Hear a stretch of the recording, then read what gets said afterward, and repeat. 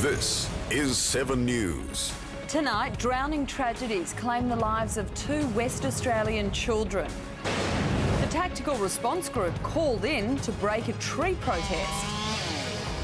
A call for tribal punishment after the death of a girl in the outback. And Michael Clark rewrites history with a triple century at the SCG. What a moment for Michael Clark. From the studios of 7 Perth, Sally Bowrey. Good evening. 2 separate drowning tragedies have claimed the lives of West Australian children. A 23-month-old girl died in hospital last night. She was found with her head in a pool skimmer box on New Year's Day.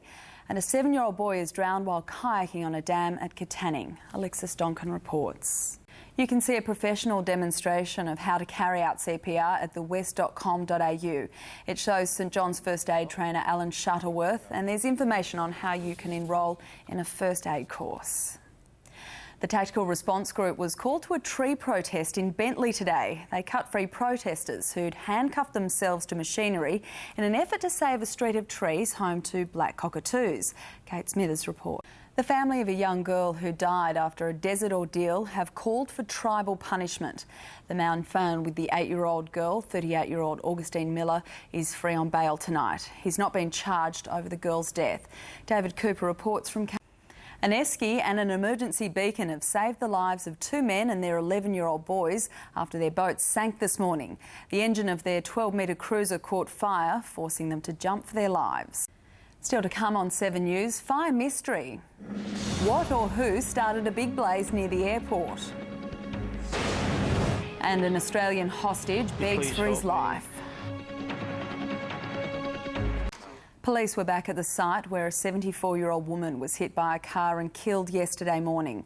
Eileen Crosley was walking across Lloyd Street in Midland when she was hit by a Suzuki Swift. Police were stopping motorists today in the hope of finding witnesses.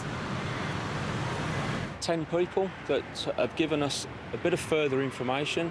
As far as we're aware at the moment, nobody's actually seen it. The driver of the Suzuki has not been charged.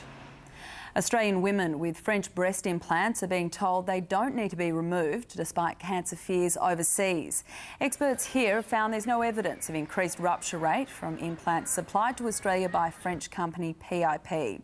They also say tests performed here and in Britain have found even if they do rupture, the silicone gel is not toxic, unlike in France where there have been 20 cases of cancer from the company's faulty implants.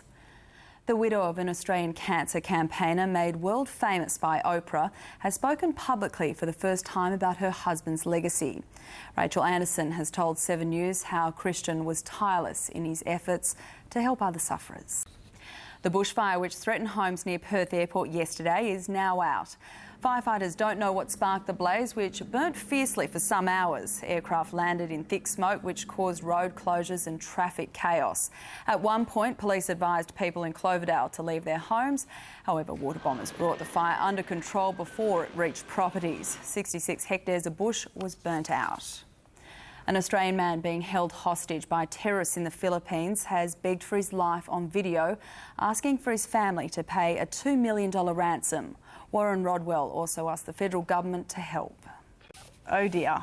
Bassel's here with sport now, and what a day in Sydney. Sal, the records just kept on coming. An unbeaten 329 from the skipper, and Mr Cricket cashed in too. Another test ton for Mike Hussey. A chanceless century. And a point for the Glorious. Brisbane's coach goes bananas.